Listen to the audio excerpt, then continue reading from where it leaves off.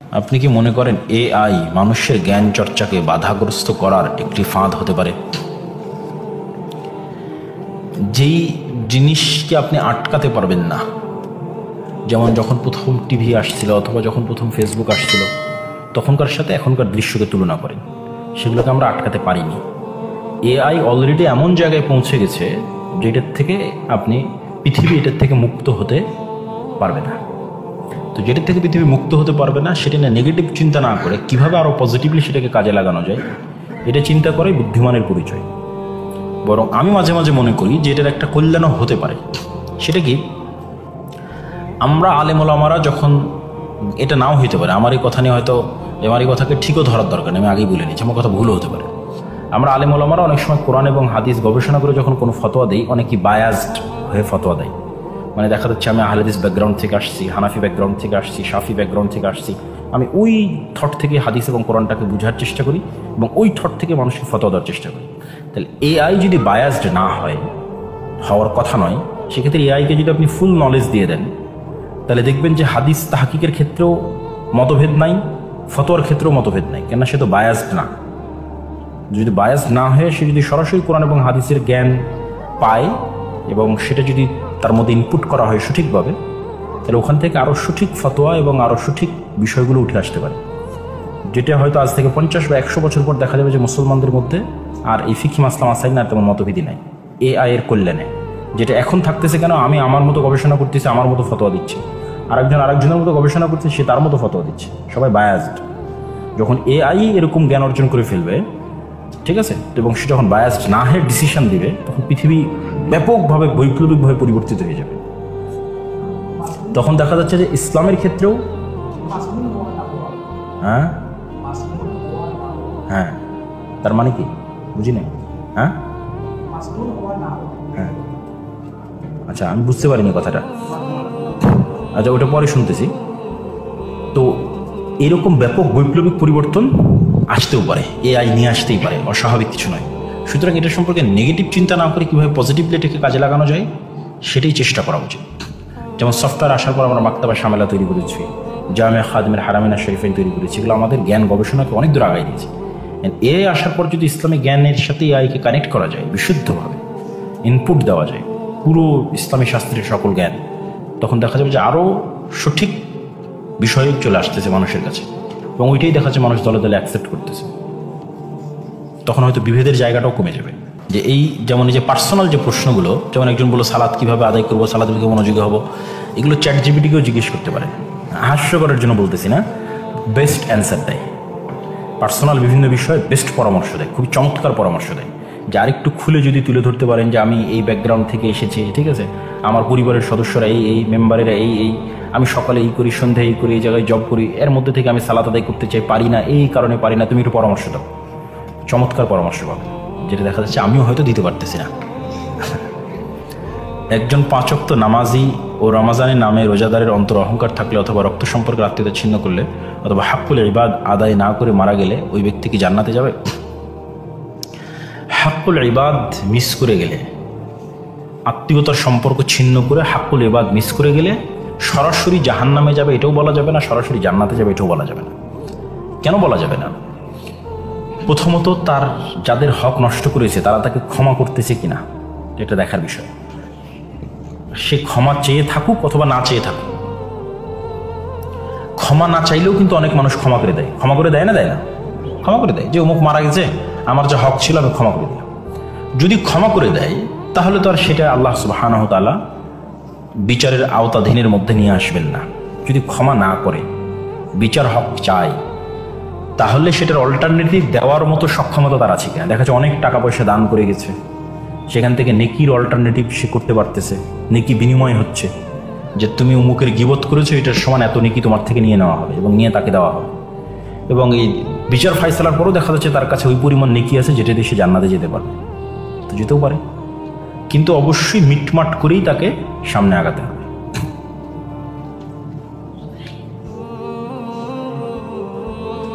শাইখ অনেক মসজিদে আহলে হাদিস অনুসারীদেরকে সালাত আদায় করতে নিষেধ করা হয়।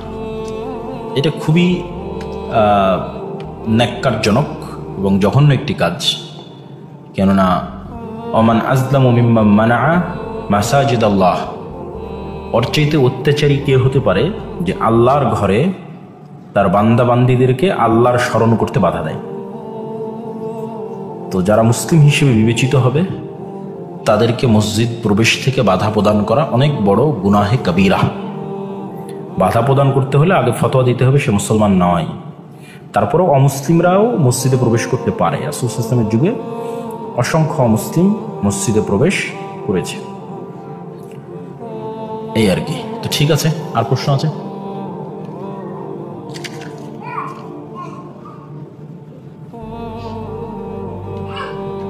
আমাদের সিলেটে কোণে দেখতে যাওয়ার সময় বাবা, চাচা, ভাই, দুলা ভাই সবাই মিলে কোণে দেখতে যাওয়ার রেওয়াজ আছে।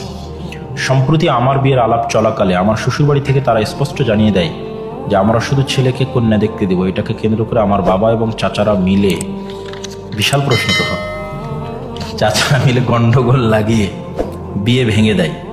এমতো অবস্থায় আমার বাড়ির লোকদের সাথে আমার ঝগড়া হয় এবং আমি 3 মাস আমার বাবার সাথে কথা বলিনি। মানে সবারই মাথা গরম, যা বোঝা যাচ্ছে।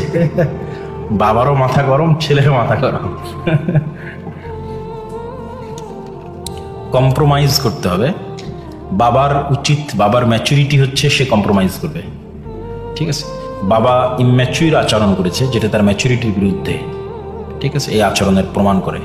তারপরে ছেলেকেও এটা করার দরকার নাই যে এই রাগে সে বাবার সাথে সম্পর্ক ছিন্ন করে কথা বন্ধ রাখবে। এটা একটা সামান্য ইস্যু, ঠিক আছে? বুঝাইতে থাকলে, কন্টিনিউয়াস বুঝাতে থাকলে কোনো না কোনো একটার ক্ষেত্রে, এবং শক্ত থাকলে যে আমি এই ওয়ে ছাড়া বিবাহ করব না, তা আলটিমেটলি একসময় বাবাকে মানতেই হবে যে ঠিক আছে এই ওয়েতেই তুমি বিবাহ করো। কিন্তু এটাকে লক্ষ্য করে বাবার সাথে সম্পর্ক ছিন্ন করার দরকার নেই। মানসিক রোগ থেকে মুক্তির উপায় কি? মানসিক রোগ থেকে মুক্তির উপায় হচ্ছে আল্লাহর সাথে সম্পর্ক, আল্লাহর প্রতি আস্থা, আল্লাহর প্রতি বিশ্বাস, আল্লাহ সুবহানাহু ওয়া তাআলা সম্পর্কে জ্ঞান অর্জন করা, আল্লাহ সুবহানাহু ওয়া তাআলা সম্পর্কে জানা, নবীদের জীবনী সম্পর্কে জানা, জ্ঞান অর্জন করা, তাদের কষ্টের সাথে নিজের কষ্টকে তুলনা করা, ঠিক আছে? এবং কি বলে ওর নাম, সাহাবীদের জীবনী সম্পর্কে জানা এবং তাদেরও কষ্টের সাথে নিজের কষ্টকে তুলনা করা। এইগুলোর মাধ্যমেই মানসিক অবস্থা স্বাভাবিক হতে পারে।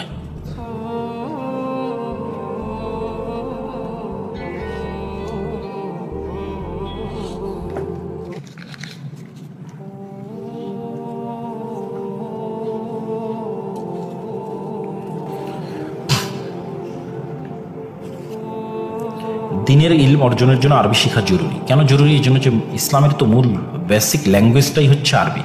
আপনি যতই বাংলায় পড়েন, আরবি শিখে কোরআন পড়ার যে মজা সেটা কোনোদিন বাংলায় পাবেন না। এটা হচ্ছে রিয়েল ফিলিংস। এই জন্য ইবনে তাইমিয়া রাহিমাহুল্লাহ বলেছে সকল মুসলমানের জন্য আরবি ভাষা বুঝার মতো জ্ঞান অর্জন করা ফরজ। আমরা ফরজ বলতেছি না, কিন্তু তিনি বলে গেছেন, অতএব অন্তত চেষ্টা করা উচিত।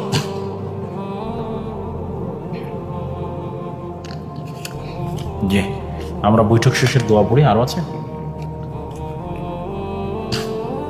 দিনহীন শিক্ষার কুফল, অসুস্থতা কি শাস্তি?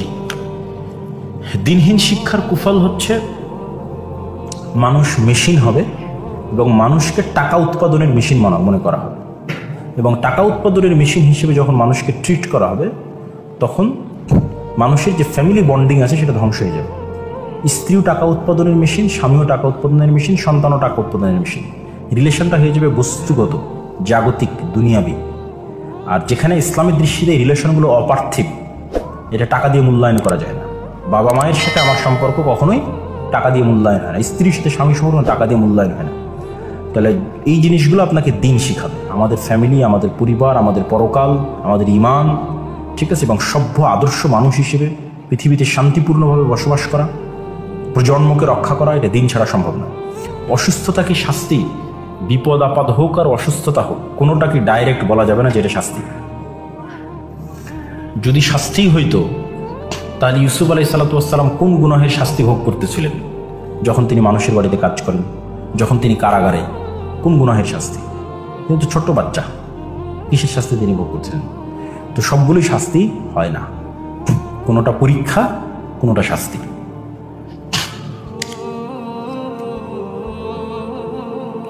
বেদাতের কি প্রকারভেদ আছে? আছে।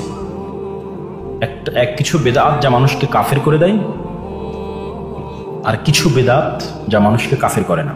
যেমন শিরকে আকবার, শিরকে আসগার আছে, বড় কুফরি, ছোট কুফরি আছে, ঠিক বেদাতের মতো স্তরভেদ আছে। এই জন্য দেখবেন যে যেগুলো বড় বড় হাদিস গ্রন্থ, সেগুলো তো বেদাতের রেওয়ায়াত আছে।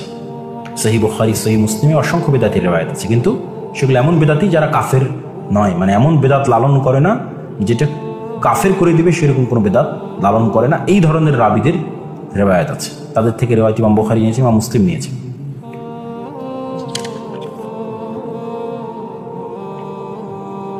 ইমানাম, নারী অধিকারের বিষয় কি ন্যায়নিষ্ঠা নয় ইসলাম? হ্যাঁ, এটা তো আজকে আলোচনা করেছি যে আল্লাহ সুবহানাহু ওয়া তাআলার কাছে সবাই সমান। আল্লাহ সুবহানাহু ওয়া তাআলার কাছে নারী এবং পুরুষ লিঙ্গের ভিত্তিতে কেউ বেশি মর্যাদা পেয়েছে, কেউ কম মর্যাদা পেয়েছে, কেউ বেশি অধিকার পেয়েছে, কেউ কম অধিকার পেয়েছে, এটা অসম্ভব। বরং সমাজের জন্য যেটা ন্যায় আল্লাহ সুবহানাহু ওয়া তাআলা সেটাই ফয়সালা করেছে, মানুষের জন্য যেটা ন্যায় আল্লাহ সুবহানাহু ওয়া তাআলা সেটাই ফয়সালা করেছে।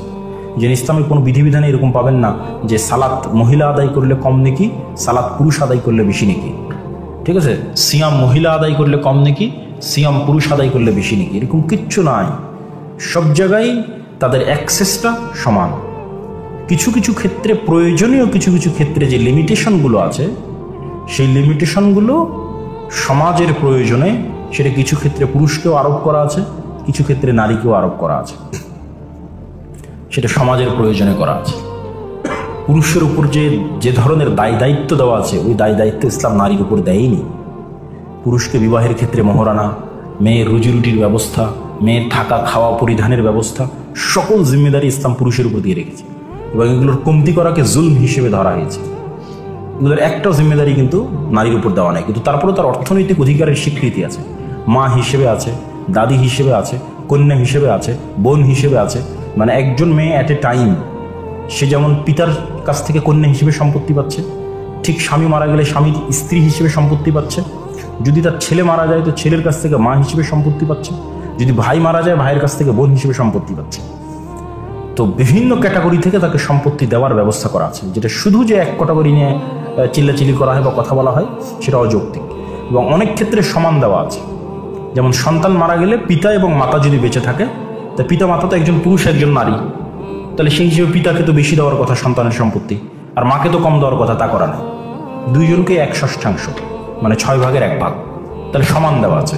তাহলে সন্তান মারা গেলে পিতা এবং মাতা সমান সম্পত্তি পাচ্ছে। তাহলে পার্থক্যটা কিসের ভিত্তিতে? পার্থক্যটা যে মারা যাচ্ছে তার থেকে কে বেশি নিকটবর্তী, কে বেশি দায়িত্ব পালন করে, কে আগে মারা যেতে পারে। এই ধরনের সম্ভাবনার উপর ভিত্তি করে আল্লাহ সুবহানাহু ওয়া তাআলা যে ফ্রেমটা দিয়েছেন, এটা সবচেয়ে নিখুঁত এবং সবচেয়ে ন্যায় নিষ্ঠার উপর ভিত্তি করে দেওয়া। সবচেয়ে নিখুঁত, সবচেয়ে নিষ্ঠা। এর চুল পরিমাণ এদিক ওদিক করতে গেলে অন্যের উপর জুলম হবে। মানে যদি এখন আপনি চেঞ্জ করে বলেন পিতার সম্পত্তিতে ছেলে যা পায় কন্যাও তাই পাবে, তাহলে পুরুষের উপর জুলম হবে। এখনকারটা বেস্ট, নিখুঁত এবং ন্যায়। এটা আরও চিন্তা করলে এগুলোর বিষয়ে আমাদের অনেক বক্তব্য আছে, লেখনী আছে, গবেষণা আছে, সেগুলো পড়ে দেখতে পারেন। আপনি মক্তব নিয়ে কাজ করেন, সিলেটের অনেক এলাকা মক্তব পুরুত্বের সাথে প্রতিষ্ঠিত নয়, এ ব্যাপারে নাসিহা করুন। আসলে আমি তো মক্তব নিয়ে বলতেই থাকি, কেন আমি বলেছি শক্তিশালী প্রতিষ্ঠান, শিক্ষা, জ্ঞান, তাৎক্ষণিক ইনস্ট্যান্ট ফিডব্যাক না নিয়ে সুদূর প্রসারী পরিকল্পনা। যে এখনই 50,000 মানুষ একত্রিত করে আমাকে মিছিল করে সমাবেশ করে লিল্লাহি তাকবীর করে বিজয় করে ফেলতে হবে, তা না করে অ্যাক্ট করা। যে আজ থেকে 50 বছর পর বাংলাদেশের মাটিতে একজন মুসলমানও থাকবে না যে কোরআন জানে না, দিন জানে না। অ্যাক্ট, এটাই কিন্তু আমাদের প্ল্যান, সেটাই কিন্তু দাওয়া ইল্লাহ। এবং দাওয়া ইল্লাহর স্লোগানই হচ্ছে শতভাগ মুসলমানের সন্তানকে দিন শেখানো। শতভাগ, নট 90%, নট 99%, শতভাগ মুসলমানকে দিন শেখানো, কোরআন শেখানো। এটা অ্যাক্ট, এটা পরিকল্পনা। আমি একাই করবো, আমার হাত দিয়ে হবে এটা না, কিন্তু এই যে বলতেছি আর তারা আরো মানুষ শিখবে, তারা চেষ্টা করবে, এবং হয়তো দেখা যাবে ঠিকই 50 বছর পর বাংলাদেশের সব মানুষ কোরআন জানতেছে এবং দিন জানতেছে, এবং জানা অবস্থায় বড় হচ্ছে, সিস্টেম ডেভেলপ হয়ে গেছে। হযরত আদম আলাইহিস সালাতু ওয়াস সালাম কত বছর আগে পৃথিবীতে এসেছিলেন? পৃথিবীর বয়স কত? সরাসরি পবিত্র কোরআন এবং হাদিসে এক্সাক্ট কোনো সংখ্যা উল্লেখ করা নাই যে কত বছর আগে তিনি এসেছিলেন এবং পৃথিবীর বয়স কত, এক্সাক্ট কোনো সংখ্যা পাওয়া যায় না। ইতিহাসবিদ যারা ইতিহাস ঘেটেছেন তারা আনুমানিক যেভাবে হিসাব করেছেন, সে আনুমানিক হিসাব অনুযায়ী ইব্রাহিম আলাইহিসসালাম হবেন এখন থেকে 5000 বছর পূর্বের। ইব্রাহিম আলাইহিসসালাম হবেন আনুমানিক 5000 বছর পূর্বে। আর ইব্রাহিম আলাইহিসসালাম থেকে আদম আলাইহিসসালামের গ্যাপিংটা অনেক বড় হবে, কেননা তখন তো আসলে নবীদের হায়াত অনেক বড় ছিল। নূহ আলাইহিসসালাম প্রায় 1000 বছর বেঁচে ছিলেন, ঠিক আছে। তো এরকম ইতিহাসবিদদের অনুমান করলে দেখা যাচ্ছে 10,000 বছর বা 10,000 বছর প্লাস এরকম হতে পারে পৃথিবীর বয়স। আর পৃথিবীতে কোনো, যেমন উনি যেটা জিজ্ঞেস করেছে আর কি, প্রথম মানুষ বা সভ্যতা, পৃথিবীতে কোনো ওই লৌহ সভ্যতা, কোনো যে বিভিন্ন যে সভ্যতা বিজ্ঞানীরা চিহ্নিত করে, এগুলো ভুয়া কথা। প্রথম দিন থেকেই মানুষ সভ্য, প্রথম দিন থেকেই মানুষ শিক্ষিত, কেন আদম আলাইহিসসালাম সবচেয়ে শিক্ষিত মানুষ। তো মানুষ কোনো সময় অসভ্য মূর্খের মতো বসবাস করতো, ঠিক আছে, বন জঙ্গলে বসবাস করতো, তাদের মধ্যে কোনো সভ্যতা ছিল না, এটা সম্পূর্ণ ভুয়া অযৌক্তিক কথা। বা বানর থেকে ধীরে ধীরে পরিবর্তন হয়ে তারা সভ্য হয়েছে, সম্ভব। পৃথিবীর সবচেয়ে সভ্য এবং সবচেয়ে শিক্ষিত মানুষই প্রথম মানুষ, যিনি আদম আলাইহিসসালাম। এই জন্য মানুষ প্রথম দিন থেকে সভ্য, প্রথম দিন থেকে শিক্ষিত। আদব কায়দা আছে, কথা বলার ধরন আছে, সালামের বিনিময় আছে, কুশল বিনিময় আছে, বিবাহ আছে, সব কিছু আছে। একটা সভ্য সমাজ বলতে যা বোঝায় তা প্রথম দিন থেকে আছে। আর বিজ্ঞান, জ্ঞান বিজ্ঞানের যে উন্নতি, এটার উত্থান পতন আছে। যেমন পিরামিড নিয়ে যদি গবেষণা করা হয়, তাহলে মনে হবে এখনকার চেয়ে তারা বেশি উন্নত ছিল। তাদের ম্যাথের যে ক্যালকুলেশন বা সায়েন্সের যে ক্যালকুলেশন, সেটা এখনকার চেয়ে বেশি উন্নত মনে হয়। তাদের যে আর্কিটেকচারাল যে নলেজ, এখনকার চেয়ে উন্নত মনে হয়, ঠিক আছে। তো এই জন্য সভ্যতা বা জ্ঞান বিজ্ঞানের যেটা, এটা উত্থান পতন হওয়া স্বাভাবিক। এখন যেটা আছে এটাই যে সর্বোচ্চ, এটা বলারও সুযোগ নেই। এর চেয়ে সর্বোচ্চটা হয়তো অতীতে অতিক্রম হয়ে গেছে, সেটা হতে পারে। যেভাবে আল্লাহ আদ জাতির কথা বলেছে, সামুদ জাতির কথা বলেছে, ফিরাউনের কথা বলেছে, তো ওই সময়গুলোতে হয়তো মানুষের শিক্ষা, সংস্কৃতি, জ্ঞান বিজ্ঞানের সর্বোচ্চ যুগটা ছিল। এখন হয়তো তার চেয়ে তো দুর্বল যুগে আমরা বসবাস করতেছি। অস্বাভাবিক কিছু নয়। আবার এটারও যে ধ্বংস হবে না, পতন হবে না, সেটাও নয়।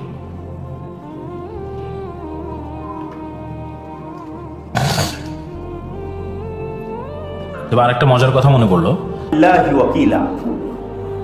আল্লাহকে দায়িত্ব দেওয়ার 1 নম্বর কারণ, আপনি আজকে যখন মাহমুদপুরে আছেন, তখন মাহমুদপুরের স্থানীয় কোনো নেতা আপনাকে হেল্প করতে পারে। আমরা যখন ব্রাহ্মণবাড়িয়ায় গেছি, তখন ব্রাহ্মণবাড়িয়ার হেফাজতের নেতা হয়তো আমাদেরকে হেল্প করতে পারে, তার কাছে আমরা সাহায্য নেওয়ার জন্য গেছি, কিন্তু সে আপনাকে এখানে হেল্প করতে পারবে না। অথবা বাংলাদেশের বাইরে বের হয়ে যায়, যে বাংলাদেশের প্রধানমন্ত্রীও আপনাকে আমেরিকাতে কোনো হেল্প করতে পারবে না। বাংলাদেশের প্রধান উপদেষ্টা আমেরিকায় যা দাম, সে অনুযায়ী আপনাকে আমেরিকার মাটিতে কোনো বিপদে বাংলাদেশের প্রধানমন্ত্রী কোনো হেল্প করতে পারবে না। তাহলে প্রত্যেক যার কাছে আমি সাহায্য নিতে যাচ্ছি, তার সাহায্য করার লিমিট আছে।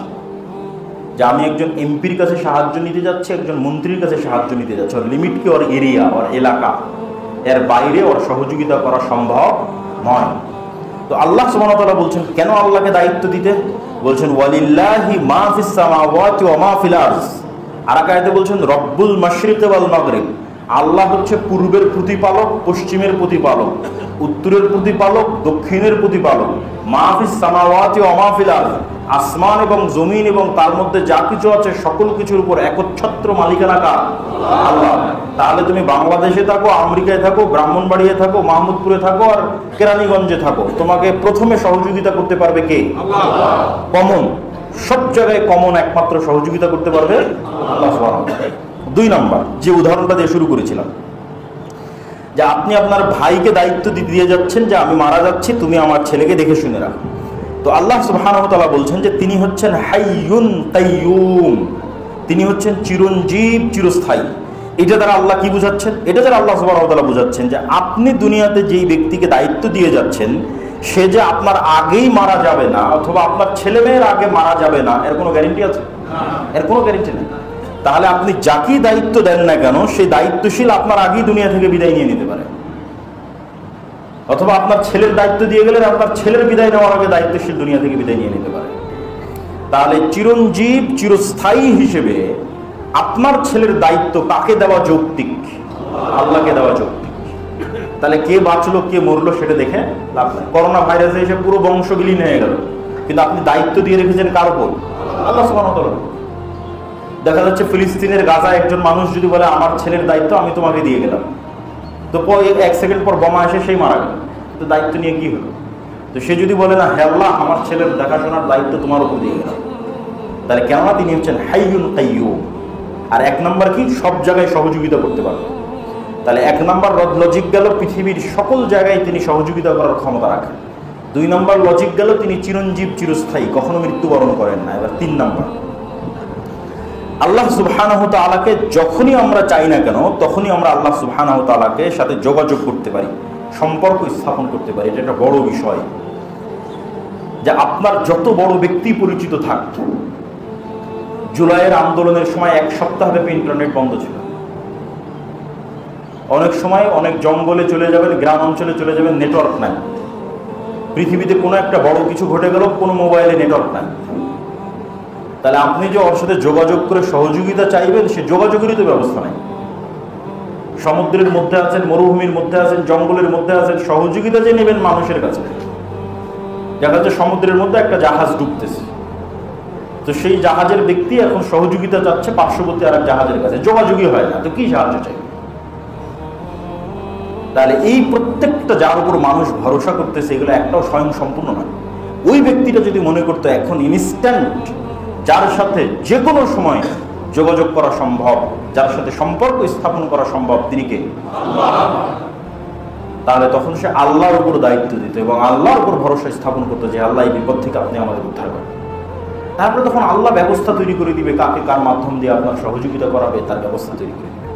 এই 3-3টে বড় বড় লজিক, যে লজিকগুলো আল্লাহ সুবহানাহু ওয়া তাআলা নিজে কোরআন মাজিদে তুলে ধরেছেন এবং বারবার আল্লাহ বলতে থেকেছেন যে ওয়াকাফা বিল্লাহি ওয়াকিলা, দায়িত্বশীল হিসেবে আল্লাহ সুবহানাহু ওয়া তাআলা যথেষ্ট।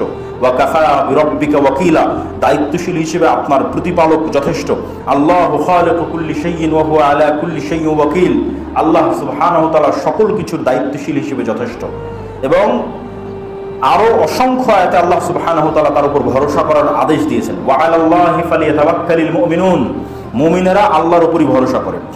ফাকুল হাসবিয়াল্লাহ লা ইলাহা ইল্লাহু আলাইহি তাওয়াক্কালতু ওয়া হুয়া রাব্বুল আরশিল আযীম, আমার জন্য আল্লাহই যথেষ্ট, আমি আল্লাহর উপরই ভরসা স্থাপন করি, তিনি আরশে আযীমের মালিক। ইন্নী তাওয়াক্কালতু আলাল্লাহ রাব্বি ওয়া রাব্বুকুম, আমি আমার এবং তোমাদের প্রতিপালক আল্লাহর উপর ভরসা করি।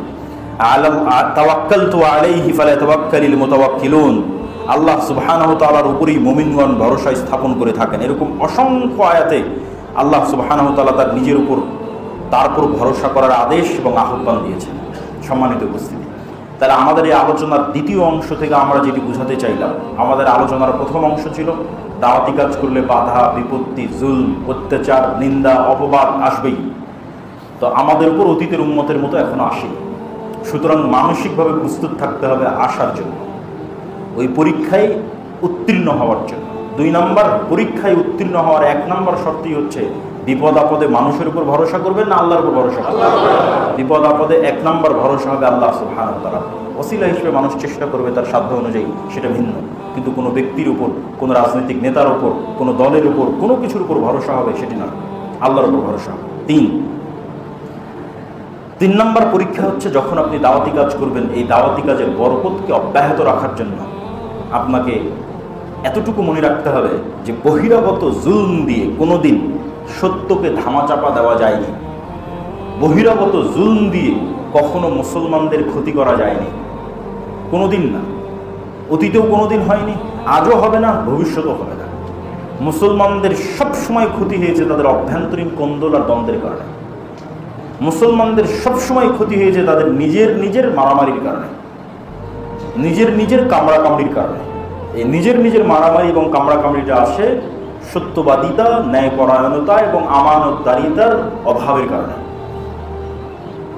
এই জন্য যারাই মসজিদ প্রতিষ্ঠা করেন, মাদ্রাসা প্রতিষ্ঠা করেন, দাওয়াতি কাজ করেন, তারা যদি মনে করেন আমি নিজে, আপনারা যে অবস্থায় আছি কেন, যদি মনে করেন যে আপনার এই কাজের বরকতটা ধরে রাখতে হবে, তাহলে এতটুকু নিশ্চিত থাকেন বাহিরের কেউ আপনার এই কাজের বরকত জুলম দিয়ে ছিনিয়ে নিতে পারবে না। বরং জুলম যত বাড়বে আপনার পা তত মজবুত হবে, আপনার পা পৃথিবীতে তত মজবুত হবে, আপনার দাওয়াত তত শক্তিশালী হবে। কিন্তু আপনার এই দাওয়াত ধ্বংস হয়ে যাবে, বরকত উঠে যাবে, আজ আছে কাল নাই হয়ে যাবে। যখন আমানতদারিতা, ন্যায়পরায়ণতা, সত্যবাদিতার অভাব দেখা দেবে এবং সেই জায়গায় পারস্পরিক কন্দল, গীবত, কামড়াকামড়ি, মারামারি এগুলো জায়গা করে নেবে তখন। এবং এতটুকু মনে রাখবেন, এই বিপরীত স্বভাবটাই হচ্ছে গোলামির স্বভাব, দাসত্বের স্বভাব। আর উদারতা, সত্যবাদিতা, ন্যায়পরায়ণতার স্বভাব হচ্ছে নেতার স্বভাব, নেতৃত্বের স্বভাব এবং বিজয়ী ব্যক্তির স্বভাব, স্বাধীন মানুষের স্বভাব। আমাদের নবী মুহাম্মদ সাল্লাল্লাহু আলাইহি ওয়াসাল্লাম স্বাধীন চেতা, উদার মনা ছিলেন। ফলত এই জিনিসগুলো তার কাছে অনেক সহজ ছিল। তার সত্যবাদিতা, তার ন্যায়পরায়ণতা, তার আমানতদারিতার কারণে মানুষ দলে দলে ইসলাম গ্রহণ করেছে। একটা ছোট্ট ঘটনা সংক্ষিপ্ত আকারে শুধু আল্লাহ নবীর এটির উপর বলে বক্তব্যের শেষের দিকে চলে যাব। কোনো এক যুদ্ধের সময়, কোনো এক সফরের সময় কোনো পানির ব্যবস্থা নাই, এমন এক জায়গায় পৌঁছে গেছেন আল্লাহ নবী, তার সাহাবীদের সহ পানির ব্যবস্থা নেই। তো সাহাবীদের তিনি পাঠিয়েছেন পানির অনুসন্ধানের জন্য, একদম শর্টকাটে বলতেছে। তো সাহাবীরা অনুসন্ধানে বের হয়ে দেখে একজন মহিলা কলসে করে পানি নিয়ে, মাটির মটকায় করে পানি নিয়ে ফেরত আসতেছে। সেই মহিলাকে রাস্তা আটকে সাহাবীরা জিজ্ঞেস করছে, কোথায় থেকে পানি এনেছেন? তো বলে, আমি গতকাল এই সময় এখানে ছিলাম। তার মানে 24 ঘন্টার দূরত্ব থেকে পানি নিয়ে আসতেছে। তথা এখন পানি আনতে গেলে 24 ঘন্টার পথ উট চালানো লাগবে, অথবা একদিনের পথ ঘোড়া দৌড়ানো লাগবে। তো সেটা তো সম্ভব নয়। তো বলে, আমাদের নবী মুহাম্মদ সাল্লাল্লাহু আলাইহি ওয়াসাল্লাম তোমার সাথে একটু কথা বলতে চাই। তো মহিলা বলে, কোন নবী? যে নিজের ধর্ম ত্যাগ করেছে, সাবি, মুরতাদ হয়ে গেছে, মানে তাদের ভাষায় তারা মুহাম্মদ সাল্লাল্লাহু আলাইহি ওয়াসাল্লামকে সাবি বলতো। তো বলে, হ্যাঁ তিনি। তো ঠিক আছে, মুহাম্মদ সাল্লাল্লাহু আলাইহি ওয়াসাল্লামের কাছে সেই মহিলা উপস্থিত হলো। মুহাম্মদ সাল্লাল্লাহু আলাইহি ওয়াসাল্লাম তাকে বললো, তোমার একটু পানির দরকার। মহিলা বলল যে আমার ছোট ছোট বাচ্চা আছে, আমি বিধবা মহিলা, আমার স্বামী নাই, ছোট ছোট বাচ্চাদের আমি দেখাশোনা করি, তো এই পানি আমি আপনাকে দিলে আমার জন্য এটা অনেক কষ্টকর। রাসূলুল্লাহ বললো, ঠিক আছে, তোমার পানি আমরা ব্যবহার করবো না, তবে তোমার পানির আমরা সহযোগিতা নেব, পানি তোমার যেরকম আছে সেরকমই থাকবে। আল্লাহ নবী দোয়া পড়ে পানিতে একটু থুতু নিক্ষেপ করলেন, থুতু নিক্ষেপ করে দিয়ে সেই পানি সাহাবীদের নিতে বললেন। সাহাবীরা সেই পানিতে উজু করলো, তাদের পশু প্রাণী সব সেই পানিতে তাদের পেট পূর্ণ করে পিপাসা মিটিয়ে নিল। তারপরে ওই মহিলার কলসে যা পানি থাকা তাই থেকে গেল। এবার রাসূল সাল্লাল্লাহু আলাইহি ওয়াসাল্লাম সাহাবীদের বলল, তোমাদের যার কাছে যা জিনিসপাতি টুকটাক দেওয়ার মতো আছে, খেজুর, ছাতু, ঠিক আছে, যার যতটুকু আছে সে ততটুকু জমা করো। একটা চাদর বিছিয়ে দেওয়া হলো। সাহাবীরা যার কাছে একটু খেজুর ছিল, একটু ছাতু ছিল, সেগুলো জমা করে সেটা আল্লাহর নবী বেঁধে ওই মহিলাকে বলল, এটা তোমার ছোট ছোট বাচ্চার জন্য আমরা তোমাকে হাদিয়া দিলাম। তখন সেই মহিলা সেখান থেকে বিদায় নিয়ে চলে গেল। কোনো এক যুদ্ধের সময়, একদম সংক্ষেপে বলতেছি, কোনো এক যুদ্ধের সময় মুসলিম বাহিনী ওই মহিলার গ্রামে যুদ্ধ করতেছে না, অথচ ঠিকই আশেপাশে যুদ্ধ করতেছে। তখন গ্রামবাসী পরস্পর জিজ্ঞেস করতেছে যে আমাদের গ্রামে কেন যুদ্ধ আসে না? তখন ওই মহিলা ধারণা করতেছে আল্লাহ নবীর ব্যবহার থেকে যে হয়তো আমি ওই দিন যে পানির মাধ্যমে সহযোগিতা করেছিলাম এই কারণে হয়তো মুহাম্মদ সাল্লাল্লাহু আলাইহি ওয়াসাল্লাম নিষেধ করে রেখেছে। তখন পুরো গ্রামবাসী আশ্চর্য হলো যে আমাদের গ্রামের যাকে আমরা দামই দেই না, মূল্যায়নই করি না, সেই মহিলার এতটা দাম মুহাম্মদ সাল্লাল্লাহু আলাইহি ওয়াসাল্লামের কাছে। তখন পুরো গ্রামবাসী মিলে ওই মহিলা সহ মুহাম্মদ সাল্লাল্লাহু আলাইহি ওয়াসাল্লামের কাছে এসে ইসলাম গ্রহণ করল। তো এখান থেকে যতটুকু শিক্ষা সেটা হচ্ছে, ধরেন আমার এবং আপনার মতো যদি মুসলমান হতো, যে মুসলমানের স্বভাবের মধ্যে গোলামি আছে, মানে কামড়া কামড়ি, মারামারি, হিংসা বিদ্বেষ, ওকে টেনে নামানো, ওরটা ছিনিয়ে নেওয়া, সে গিয়ে আগে ওই মহিলাকে বলতো, এই তুই তো কাফের, মুরতাদ, দে তোর পানি দে, তোর পানি আমার লাগবে। কেন? গোলামের স্বভাব কি? একটা টাকার জন্য কাড়াকাড়ি করা, একটা টাকার জন্য মারামারি করা, কাকে কত নিচে নামানো যায় তার জন্য চেষ্টা করা, গীবত, তুহমত, অপবাদ দিয়ে ধ্বংস করে দেওয়া। তো সেই কাজটাই কিন্তু করা হতো। কিন্তু সেই কাজটা না করে সাহাবীরা কি বললেন, আপনার সাথে কথা বলবে, আসে। তো মুহাম্মদ সাল্লাল্লাহু আলাইহি ওয়াসাল্লাম চাইলে বলতে পারতেন যে এই মহিলাও তো কাফের মুশরিক, আল্লাহর নবীকে মুরতাদ বলছে, আর যেই বাচ্চার গল্প শোনাচ্ছে যে না খেয়ে আছে বা তার দায়িত্ব পালন করে, ওগুলো তো কাফের মুশরিক। যে কাফের মুশরিকের জন্য বিবেচনা করে লাভ কি? তোমার পানিটি আমরা নিয়ে নেব, তুমি বাঁচলে বাঁচো, মরে মরো, আচ্ছা সেটাও বাদ দিলাম। পানি তো নিল না, নিলই না, তার পানি তো যতটুকু থাকলোই। তারপরে ওই কাফের মুশরিকের সন্তান, কাফের মুশরিকের জন্য এতগুলো মুমিন মুসলিম খোলাফায়ে রাশিদিন, রাসূল, তাদের খেজুর, তাদের ছাতু দিয়ে সহযোগিতা করার কি দায়িত্ব? আর পানি তো ব্যবহারই করে। আর আমি তো তোর পানি নেই, যা ভাগ, তোর কাফের মুশরিক আর তোর কাফের মুশরিক সন্তানের জন্য কি করবো? তাহলে এটা আল্লাহর নবীর ব্যবহার একজন কাফের মুশরিকের সাথে এবং তার পরিবারের সাথে। এবার আপনি তুলনা করেন একজন মুসলমানের ব্যবহার আর একজন মুসলমানের সাথে, কোন অবস্থায় আছে এবং কোন লেভেলে আছে। এটাই হচ্ছে আমাদের ধ্বংসের আলামত। এবং আমি এটাকে আমার বহু বক্তব্যে বলেছি, এটাকে বলা হয় গোলামির চিহ্ন, গোলামির আলামত। আমাদেরকে আত্মমর্যাদা সম্পন্ন, স্বাধীন, উদার মনের নেতৃত্বের গুণাবলী সম্পন্ন হতে হবে। এই জন্য আল্লামা ইকবাল বলেছিলেন ইউরোপ সফরের পর, সাবাক ফিরসে পর সাদাকাত কা আদালত কা শুজাআত কা লিয়া জায়েগা তুঝসে কাম দুনিয়া কি ইমামত কা। যে মুসলমানেরা তোমাদের মধ্যে সব আছে, সালাত, সিয়াম, হজ, যাকাত, ইসলামের যেগুলো বেসিক রিচুয়ালস, ইসলামের যেগুলো আনুষ্ঠানিকতা, সেগুলো সবই তোমাদের মধ্যে আছে। মুখে দাড়ি বলো, মাথায় টুপি বলো, সব আছে, কিন্তু নাই কি তোমাদের মধ্যে ন্যায়পরায়ণতা, সত্যবাদিতা এবং আমানতদারিতার অভাব আছে, যেটা তোমাদের নবীর ছিল, তোমরা সেটা হারিয়ে ফেলেছো। ধরেন উদাহরণ হিসেবে ধরেন এই জামালপুরের কত মানুষ আপনারা এখানে মসজিদে এসেছেন, সালাত আদায় করছেন, সিয়াম পালন করছেন, হজ করছেন, ওমরা করছেন, কিন্তু দেখেন আপনার বোনকে তার বাপের সম্পত্তিতে আপনি ন্যায়ের ভিত্তিতে সম্পত্তি বুঝিয়ে দেননি। দেখা যায় যমুনার চরে যেটা পানিতে ডুবে আছে ওটা বোনকে দিয়েছেন, যেটা ভালো প্লেসে আছে সেটা আপনি নিজে নিয়েছেন। তাহলে আপনার মধ্যে ইসলামের সব আছে, আসল জিনিসটাই তো নাই, যেটা আল্লাহর নবীর ছিল। ন্যায়পরায়ণতা নাই, সত্যবাদিতা নাই, আমানতদারিতা নাই। আপনারাই যখন দেখবেন যে গ্রামে বিয়ে হচ্ছে, এলাকায় বিয়ে হচ্ছে, যৌতুকের ভিত্তিতে বিবাহ হচ্ছে। যৌতুকের ভিত্তিতে বিবাহ তো অন্যায়, মানুষের উপর জুলুম, মানুষের উপর অত্যাচার। তাহলে এরকম আপনি বাছাই করে খুঁজে খুঁজে দেখেন কি মসজিদ, কি মাদ্রাসা, কি আপনার আলেম ওলামা, কি সমাজের দায়িত্বশীল এসপি, মন্ত্রী, ওসি, ডিসি, এসপি, মন্ত্রী সব দেখবেন প্রধান অতিথি, বিশেষ অতিথি ইসলামী জালসা। গত 16 বছরও ছিল, তাহাজ্জুদ গুজারও ছিল, হাজি ছিল, ওমরাকারীও ছিল, কিন্তু ছিল নাকি তার নিজের দায়িত্বে সৎ এবং ন্যায়পরায়ণ ছিল। এই কারণেই তো দেশ ধ্বংস হয়ে গেছে।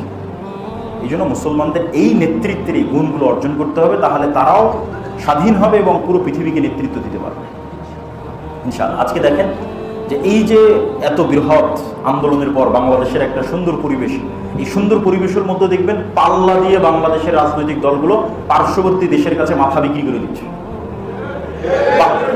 পাল্লা দিয়ে। কেন? এটাই হচ্ছে গোলামীর স্বভাব। এইভাবেই যখন স্পেন ধ্বংস হওয়ার সময় ছিল, ওই সময় ইতিহাস পড়ে দেখবেন যে কিভাবে স্পেনের মুসলমান আমির ওমারারা আর মুসলমান আলেম ওলামাদের গ্রুপেরা পার্শ্ববর্তী ইউরোপিয়ান খ্রিস্টানদের কাছে বিক্রি হয়ে যেত, কিভাবে একজন আরেকজনের বিরোধিতা করার জন্য। মানে এইটা পার্শ্ববর্তী দেশের কাছে গোলাম হতে যাচ্ছে কেন? আরেকজনকে সরিয়ে নিজে ক্ষমতায় যেতে চাচ্ছে। তাহলে যে যত বড় গোলাম হবে যে তাড়াতাড়ি ক্ষমতায় যাবে, ক্ষমতার নেশায় গোলামি বরণ করে নিচ্ছে। তো এইটা হচ্ছে আমাদের রাষ্ট্রের টপ লেভেল থেকে নিয়ে একদম নিম্ন লেভেল পর্যন্ত সেম অবস্থা। তো আজকের আমার এই আলোচনার সারমর্ম এতটুকুই যে দাওয়াতি কাজ করলে, আল্লাহর পথে দাওয়াত দিলে বিপদ আপদ আসবে। অতীতের উম্মতের মতো আমাদের উপর আসলে 1 নম্বর ভরসা হবে আল্লাহ সুবহানাহু ওয়া তাআলার উপর। কোনো মানুষের উপর নয়, কোনো ব্যক্তির উপর নয়, কোনো কিছুর উপর নয়, কোনো রাজনৈতিক দলের উপর নয়, কোনো কিছুর উপর নয়। সহযোগিতা নিব, কিন্তু ভরসা থাকবে আল্লাহর উপর, যাতে আদর্শে কম্প্রোমাইজ না করতে হয়। যখনই কোনো ব্যক্তি দলের উপর ভরসা করবেন, দেখবেন আপনি আদর্শে কম্প্রোমাইজ করেছেন বাঁচার জন্য। আর যখন ভরসা আল্লাহর উপর, সহযোগিতা করলে করবে, না করলে ভাই মারা যাবো। যেভাবে আপনাদের সামনে ঘটনা তুলে ধরলাম বালক এবং অত্র অঞ্চলের মানুষের। 3 নম্বর কি, আপনার দাওয়াতি কাজ কোনো কারণেই বাধাগ্রস্ত হবে না যদি আপনি সত্যবাদী, আমানতদার, ন্যায়পরায়ণ অবস্থায় উদার মন নিয়ে সকলের কল্যাণকামী হয়ে দাওয়াতি কাজ করেন। তাহলে রাসূল সাল্লাল্লাহু আলাইহি ওয়াসাল্লামের ব্যবহার যেমন একটা উদাহরণ দিলাম, ওই রকমের পর্যায়ে যদি থাকতে পারেন, তাহলে ওই যে মানুষ দলে দলে দিনে প্রবেশ করবে, দলে দলে মানুষ ইসলাম গ্রহণ করবে। এখন দলে দলে করে না কেন? চারিত্রিকভাবে মুসলমানদের ওই চরিত্রটা নাই। আর বক্তব্যের শেষে আমাদের দীর্ঘ দাওয়াতি সফরের মধ্যে আমরা আজকে আপনাদের এখানে এসেছি। বক্তব্যের শেষে এতটুকু আহ্বান জানাবো যে আমাদের যে দাওয়াতি কাজগুলো আছে, সেই দাওয়াতি কাজগুলো গঠনমূলক দাওয়াতি কাজগুলো আমি মনে করি এই দাওয়াতি কাজগুলোর সাথে শিক্ষা জড়িত, অন্য কিছু না। যেমন দাওয়া ইলা আল্লাহর মাধ্যমে আমাদের যে মক্তব কার্যক্রম চলে, এটা শিক্ষা কেন্দ্রিক। সেটা যে মক্তবই হোক, যে মসজিদই হোক, কি হানাফি কি আহলে হাদিস, মুসলমানের সন্তানকে কোরআন শিখাতে হবে, দিন শিখাতে হবে, এটা হলো কাজ। কয়জন মুসলমানের সন্তানকে? 100% মুসলমানের সন্তানকে। আমরা যেটা আমাদের মোটো ঘোষণা বা স্লোগান, সেটা হচ্ছে 100% মুসলমানের সন্তানকে দিন শিখাতে হবে। তার জন্য মাদ্রাসা দিয়ে হবে না, মসজিদে মক্তব শক্তিশালী করতে হবে। তো আমি আমার অধীনে সব চালাবো এমনটা না, কিন্তু এই কথা বলতে বলতে আরও 1000 মানুষ মক্তব চালু করবে, তারাও মক্তবের সম্পর্কে যত্ন নেবে। তখন এভাবেই 100% মুসলমান দিন শিখবে, কোরআন শিখবে। তবে আলহামদুলিল্লাহ আমরা প্রায় 300-র অধিক মসজিদ সফর করেছি মক্তব কেন্দ্রিক। তারপরে মক্তবের সিলেবাস তৈরি করেছি, 500-র অধিক মক্তবের শিক্ষককে ট্রেনিং দিয়েছি, যাদের যাতায়াত খরচ আমরাই বহন করি। এবং এই সমস্ত মক্তবের সকল ছাত্রের যে পড়ার বই, সেটিও আমরাই সাপ্লাই দিয়েছি আলহামদুলিল্লাহ। এবং রমজান মাসে তাদেরকে ন্যূনতম হাদিয়া যতটুকু আমাদের পক্ষে দেওয়া সম্ভব হয়েছে আল্লাহ ব্যবস্থা করে দিয়েছে আমাদের দিনী ভাইদের মাধ্যমে, সেটা আমরা পৌঁছে দিয়েছি। এখনও আমাদের বক্তব্যের ট্রেনিং কার্যক্রম জামিয়া সালাফিয়া রাঙ্গিপাড়া পাবার আছে, এটা চলমান। আর দ্বিতীয় আরেকটি হচ্ছে আল জামিয়া সালাফিয়ার সাথে শিক্ষা প্রতিষ্ঠানের অধিভুক্তি। জামিয়া সালাফিয়া যেহেতু বাংলাদেশের একটি ব্যতিক্রম প্রতিষ্ঠান, যেখানে দেশ বিদেশের শিক্ষকগণ সবসময়ই থাকেন।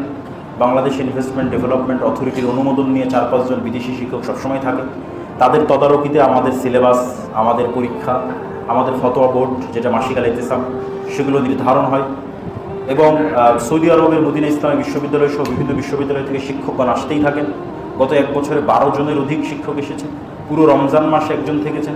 এই কিছুদিন পূর্বে, 1 সপ্তাহ পূর্বে একজন 3 দিন থেকে গেলেন। তো এরকম একটি দেশের অন্যতম মানসম্মত শিক্ষা প্রতিষ্ঠান থেকে আমরা চাই দেশের অন্যান্য শিক্ষা প্রতিষ্ঠানগুলো উপকার নিক, শক্তিশালী হোক, জ্ঞানের দিক থেকে, একাডেমিক দিক থেকে। সেটিকে ভিত্তি করে মূলত আমার চলমান সফরগুলো অব্যাহত আছে। সেটিকেও আপনারা মূল্যায়ন করার চেষ্টা করবেন। আর সর্বশেষ মাসিক আল ইতিসামকে মূল্যায়ন করার চেষ্টা করবেন। আমার জানা মতে এখানেও মাসিক আল ইতিসাম আসে না, এবং আপনারাও নিজ নিজ উদ্যোগে নিয়ে আসতে পারেন। আজকেও সালাতের পরে আমাদের বই পুস্তক এবং মাসিক আল ইতিসাম পাবেন। আমি নিয়মিত মাসিক আল ইতিসামের সম্পাদকীয় লিখি এবং সমসাময়িক সকল বিষয়ে মাসিক আল ইতিসামে দিক নির্দেশনা থাকে। অন্যান্য ইলমি তো বিষয় থাকেই, উন্নত মানের ফতোয়া বোর্ডের মাধ্যমে, দেশি বিদেশি আলেমদের মাধ্যমে, ফতোয়া বোর্ডের মাধ্যমে ফতোয়া তো আছেই, পাশাপাশি সমসাময়িক যে কোনো বিষয়ে দিক নির্দেশনা বিষয়ে আমি সবসময় লিখি। অতএব এই যে এসেছি এটা একদিনের সম্পর্ক, কিন্তু মাসিক আল ইতিসাম যখন নিয়মিত আপনার কাছে যাবে তখন এটা স্থায়ী সম্পর্ক। প্রতি মাসে আপনি আমার লেখা পড়তেছেন, মানে আমার একটা মেসেজ আপনি প্রতি মাসে পড়তেছেন, কানেক্টেড থাকতেছেন। তো আপনাদের প্রতি এই উদাত্ত আহ্বান রেখে সবাইকে ঐক্যবদ্ধভাবে পারস্পরিক ভ্রাতৃত্ব বজায় রেখে সত্যবাদিতা, ন্যায়পরায়ণতা, আমানতদারিতার সাথে নির্ভয়ে আল্লাহর উপর ভরসা করে দাওয়াতি কাজ চালিয়ে যাওয়ার উদাত্ত আহ্বান জানিয়ে আমরা আল্লাহ সুবহানাহু ওয়া তাআলার নিকটে বলতে চাই যে আল্লাহ সুবহানাহু ওয়া তাআলা আমাদের এই কার্যক্রমগুলোকে কবুল করুক, আল্লাহুম্মা আমিন। যারা এই মসজিদ তৈরি করছেন, এই মসজিদ তৈরিতে আপনারা সহযোগিতা করবেন। দান অত্যন্ত শক্তিশালী ইবাদত, যেই শক্তিশালী ইবাদত কিয়ামতের মাঠে কাজে দিবে। যেমন দুনিয়াতে টাকা দিয়ে বাঁচা যায়, কিয়ামতের মাঠেও টাকা দিয়ে বাঁচা যাবে। দুনিয়াতে কিভাবে টাকা দিয়ে বাঁচা যায়? রমজানে যদি দিনের বেলায় স্ত্রীর কাছে যান তাহলে আল্লাহ বলেছেন একজন গোলাম আজাদ করতে হবে অথবা 60 জন মিসকিনকে খাওয়াতে হবে। তো 60 জন মিসকিনকে খাওয়াতে টাকা লাগে, গোলাম আজাদ করতে টাকা লাগে। হজে গিয়ে যদি কোনো আমল ছুটে যায় তাহলে আল্লাহ নবী বলেছে দম দিতে হবে। দম মানে একটা খাসি কিনতে, একটা ছাগল কিনতে, একটা দুম্বা কিনতে, একটা ভেড়া কিনতে টাকা লাগে। তো দুনিয়াতেই বিভিন্ন ইবাদতের বিভিন্ন ভুলের কাফারা টাকা দিয়ে আদায় হয়, তার বিধান আছে। অসংখ্য গুনাহের কাফারা দুনিয়াতে টাকা দিয়ে আদায় করার ব্যবস্থা আছে। এই একই সিস্টেম কিয়ামতের মাঠে থাকবে, কিন্তু কিয়ামতের মাঠে নতুন করে টাকা পাওয়া যাবে না। দুনিয়াতে যারা টাকা আল্লাহর রাস্তায় দান করে গেছে তার সেই টাকা কিয়ামতের মাঠে এরকম কেউ এসে বলবে ও আমার নামে গীবত করেছে, ওই টাকার দান থেকে কেটে দেওয়া হবে। কেউ এসে বলবে যে তুমি তো এই ইবাদত ঠিকঠাক মতো করনি, তখন ওই দান থেকে সেটা পূর্ণ করে দেওয়া হবে। যে কোনো ইবাদত, যে কোনো গুনাহ সেটাকে ট্যাকেল দিতে পারে, এরকম পাওয়ারফুল ইবাদত হচ্ছে দান। এরকম পাওয়ার ক্ষমতা আল্লাহ টাকার মধ্যে দিয়ে রেখেছে। তা আপনারা এই মসজিদ, এই মাদ্রাসা, এখানে এগুলোকে সহযোগিতার হাত বাড়িয়ে দেবেন। আল্লাহ সুবহানাহু ওয়া তাআলা আপনাদেরকে কবুল করুক, আমাদেরকে কবুল করুক, আল্লাহুম্মা আমিন। الحمد لله وحده والصلاة والسلام على من لا نبي بعده يا أيها الذين آمنوا صلوا عليه وسلموا تسليما اللهم صل على محمد وعلى آل محمد كما صليت على إبراهيم وعلى آل إبراهيم إنك حميد مجيد اللهم بارك على محمد وعلى آل محمد كما باركت على إبراهيم وعلى آل إبراهيم إنك حميد مجيد ربنا ظلمنا أنفسنا وإن لم تغفر لنا وترحمنا لنكونن من الخاسرين ربنا آتنا في الدنيا حسنة وفي الآخرة حسنة وقنا عذاب النار رب ارحمهما كما ربياني صغيرا رب ارحمهما كما ربياني صغيرا رب ارحمهما كما ربياني صغيرا اللهم